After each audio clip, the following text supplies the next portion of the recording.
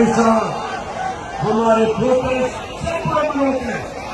इसलिए मैं ये चाहता हूं कि मैं बड़े अदब से जो सफर है, ये मेरा सफर करूं इस्लामाबाद पहुंचेगा, उसका सिर्फ एक मकसद है कि हम इस मुल्क में हकीकी आजादी को कैसे चाहते हैं।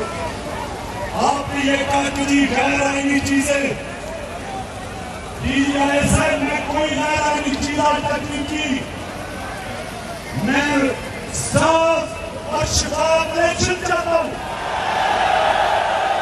और साफ और शफाफ इलेक्शन में मेरी आवाम फैसला करे कि इस मुल्क की क्यादत कौन करेगा।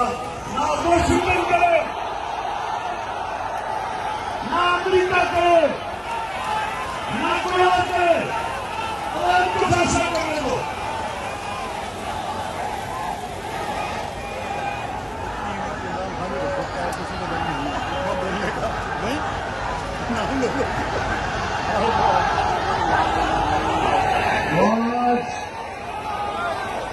आज इंशाअल्लाह अजीम कौम के अजीम लीडर पाकिस्तान की आन, पाकिस्तान की जान